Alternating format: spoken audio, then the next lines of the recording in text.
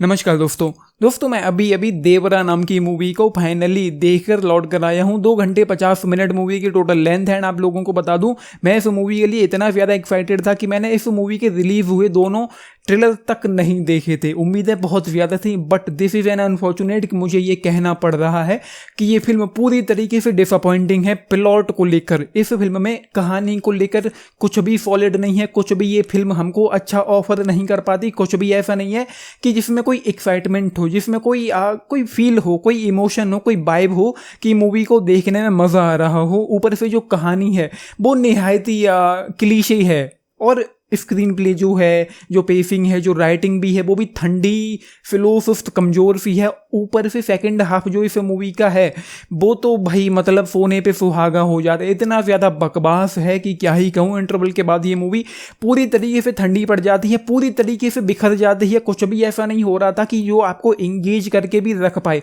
हालांकि इंटरवल से पहले की जो मूवी है वो आपको इंगेज करके कहीं ना कहीं रखती है, इंटरेस्ट आता रहता है कि चलो कुछ तो हो रहा है। सेकेंड हाफ में तो कुछ भी नहीं होता। एंड उसके बाद भाई कहानी पर वैसे बोलने के लिए मेरे पास ज़्यादा कुछ है नहीं। इतना बता पाऊंगा कि मूवी शुरू होती है 1996 से, जहाँ पर होम मिनिस्टर, कुछ पुलिस वाले एक मीटिंग करते हैं जहाँ पर बातें ये होती हैं कि अगले महीने हम क्रिकेट वर्ल्ड कप होस्ट करने वाले हैं। और 2 गैंगस्टर भाई हैं, दया और येती, जिनकी हमें अभी तक इस मूवी में शक्ल तक देखने को नहीं मिली है। सिर्फ इतना पता चला है कि गैंगस्टर भाई हैं। वो उस वर्ल्ड कप में कुछ कांड मचाने वाले हैं, कुछ कांड करने वाले हैं। तो पुलिस को बस ये काम दिया जाता है कि तुमको उन दोनों गैंगस्टर भाइयों को रोकना है, संभालना है, कुछ भी बड़ा होना नहीं चाहिए इस क्रिकेट वर्ल्ड कप में।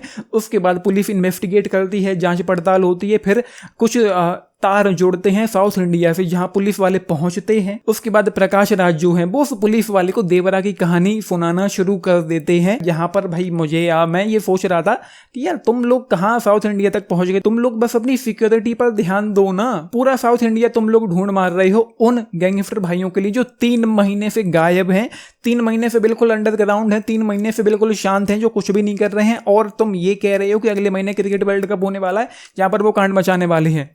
उसके बाद देवरा की कहानी शुरू हो जाती है। एंड कहानी बस इतनी है कि देवरा एक गांव से बिलोंग करता है, जो अपना पालन पोषण करने के लिए, पेट भरने के लिए कुछ तस्करों की मदद करते हैं। जो माल उनका बाहर से आता है उसको उन तक पहुंचाते हैं, कस्टम्स से बचाकर। इतना ही बता पाऊंगा। उसके बाद यहाँ पर और क्या क्या होता है, क्या क्या नहीं होता है, वो आप लोग खुद ही देख लेना। लेकिन जैसा कि मैंने कहा, कहानी के नाम पर मुझे कुछ भी खास लगा नहीं है। मूवी की जो पेसिंग है, जो राइटिंग है, जो स्क्रीन प्ले है, जैसा कि मैंने कहा बहुत ज्यादा ठंडा, सुस्त और कमजोर है। ऊपर से मूवी बहुत ज्यादा लेंदी है। और मैंने एक चीज़ और कही है, कोई एक्साइटमेंट नहीं है इस मूवी में। बस 2 सीक्वेंसेस थे जो मुझे काफ़ी अच्छे लगे। एक फाइट होती है, उसको संग्राम का नाम दिया जाता है, शस्त्र पूजा करके चीज़ें होती हैं। तो देवरा का जो कैरेक्टर है वो ये कहता भी है कि ये फाइट करने की ज़रूरत नहीं है, हम लोग चाहें तो ये शस्त्रों को 4 गांव हैं आपस में एक साल के लिए बांट सकते हैं। लेकिन वो फाइट होती है, वो जो फाइट थी वो काफ़ी अच्छी मुझे लगी। वहाँ पर जो एक्शन चल रहा था वो बहुत अच्छा था। उसके बाद एक सीन और था इंटरवल से पहले, जब देवरा पर हमला होता है, वो भी कुछ काफ़ी अच्छा मुझे लगा। वहाँ पर जो स्लो मोशन शॉट्स थे, जो एक्शन था वो ऑसम था। स्लो मोशन शॉट्स तो वही मतलब क्या ही कहूँ, कमाल के थे। उसके बाद मूवी का जो एक्शन है, जैसा कि मैंने कहा, कमाल का है। VFX जो है वो ऑसम है, बहुत अच्छा है। विजुअली मूवी बहुत अच्छी लगती है। BGM कुछ कुछ जगह बहुत अच्छा लगता है सुनने के लिए, लेकिन ऐसा नहीं है कि आपको याद रह जाए KGF की तरह, बाहुबली की तरह या विक्रम की तरह, कि वो आप गुनगुनाते रहो। मैंने एक बार सुना, मूवी हॉल में सुन लिया, एंड में भूल गया हूँ। उसके बाद परफॉर्मेंसेज, जूनियर NTR की परफॉर्मेंस यहाँ पर बहुत अच्छी है।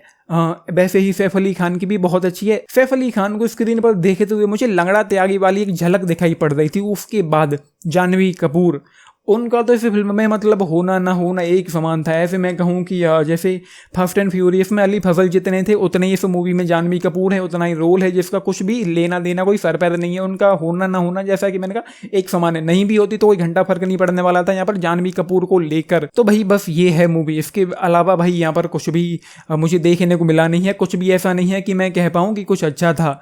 क्या ही बना के रखा है, इतनी सारी हाइप क्रिएट कर देते हैं ये लोग, और जब आउटपुट निकल के आता है तो ये निकल के आता है देवरा। अब बिलो एवरेज मूवी है, मुझे 1 टाइम वॉच भी नहीं लगी है। सेकंड हाफ में जाते जाते मैं पूरी तरीके से डिस्कनेक्ट हो गया था, बस देख रहा था, जबकि इंटरेस्ट नहीं आ रहा था, मज़ा नहीं आ रहा था। क्लाइमैक्स में उन्होंने एक ट्विस्ट डाल दिया है, जो हो सकता है कि वो लोग इसलिए एक क्लिफ हैंगर उन्होंने छोड़ने की कोशिश करी है कि सेकंड पार्ट के लिए वो ऑडियंस को खींच पाएंगे, लेकिन मुझे नहीं लगता कि इस मूवी में ऐसा कुछ भी है कि जो ऑडियंस को सेकंड पार्ट के लिए खींच पाई। और मूवी के जो गाने हैं वो तो निहायत ही बकवास है, पूरी तरीके से घटिया गाने हैं इस मूवी के। मुझे एक भी सिंगल सॉन्ग पसंद आया नहीं है।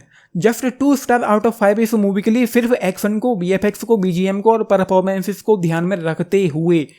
प्लॉट लाइन तो बकवास है पूरी तरीके से इस मूवी की। बाकी 10 में से अगर आप लोग पूछें, मैं जाऊंगा केवल 5 स्टार के साथ। आपने मूवी देखी है, देख रहे हैं, अपने टेक्स्ट लिख के बताना। बाकी लाइक एंड सब्सक्राइब भी करना चैनल को, वीडियो को। And this is Nitesh signing off, thank you.